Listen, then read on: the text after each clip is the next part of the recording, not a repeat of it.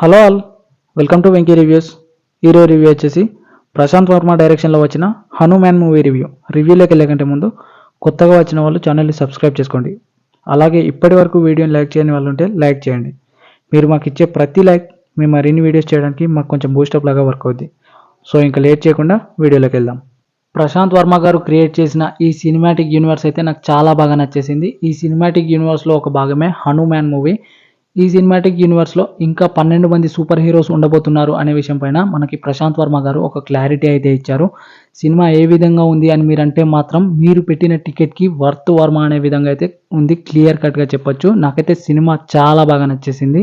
ఈ cinema teaser trailer దగ్గర నుంచి ఎప్పుడెప్పుడు వస్తుందా అని ఈగర్లీగా వెయిట్ చేశాను. ఫైనల్లీ సినిమా అయితే వచ్చేసింది. సినిమా చూసాక చెప్తున్నాను, నాకైతే చాలా ఎంటర్టైనింగ్గా అనిపించింది. కామెడీ టైమింగ్ కావచ్చు, సిస్టర్ అండ్ బ్రదర్ ఎమోషన్స్ కావచ్చు, అండ్ లవ్ కావచ్చు, యాక్షన్ సీక్వెన్స్ కావచ్చు, ప్రతిదీ నాకైతే ప్రశాంత్ వర్మ గారు క్లారిటీగా ఒక క్రియేటివ్గా కళ్ళకు కట్టినట్టుగా చూపించారు. ఇదైతే నాకు చాలా బాగా నచ్చేసింది. ఇంకా స్టోరీ విషయానికి వస్తే మాత్రం అంజనాద్రిపురంలో హనుమంతు అనే ఒక కుర్రాడికి అనుకోకుండా హనుమంతునికి సంబంధించిన పవర్స్ అయితే రావడం జరుగుతుంది. ఆ పవర్స్ని వెతుక్కుంటూ విలన్ గ్యాంగ్ అంజనాద్రిపురానికి రావడం జరుగుతుంది. అప్పుడు ఆ అంజనాద్రిపురాన్ని నాశనం చేసైనా సరే ఆ పవర్స్ని దక్కించుకోవాలని విలన్ గ్యాంగ్ అనుకుంటుంది. దానికి పోరాటంగా మనకి స్వార్థానికి సాయానికి మధ్యన హనుమంతు అనే ఒక కుర్రాడు హనుమంతునికి సంబంధించిన పవర్స్ దక్కకుండా విలన్ గ్యాంగ్కి ఒక భీకరమైన పోరాటం అయితే చేస్తాడు. చివరికి ఆ ఊరిని, ఆ పవర్స్ని విలన్ గ్యాంగ్కి దక్కకుండా ఆ ఊరిని ఏ విధంగా కాపాడాడు అనేదే ఈ స్టోరీ.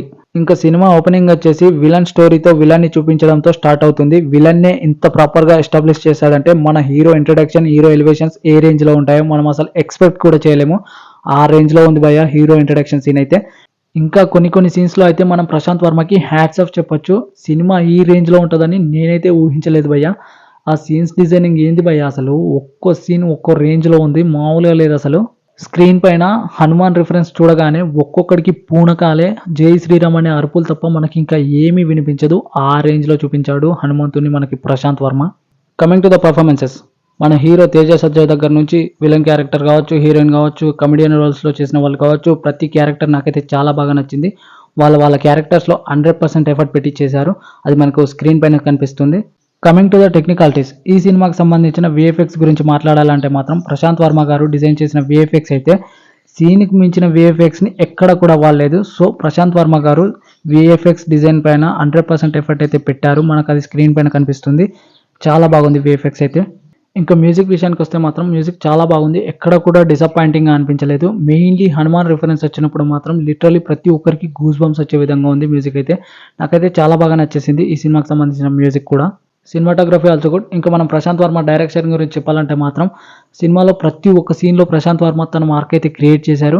మనందరికీ ఒక మంచి సినిమాని అందించడంలో ప్రశాంత్ వర్మ గారు 100% సక్సెస్ అయ్యారని చెప్పొచ్చు.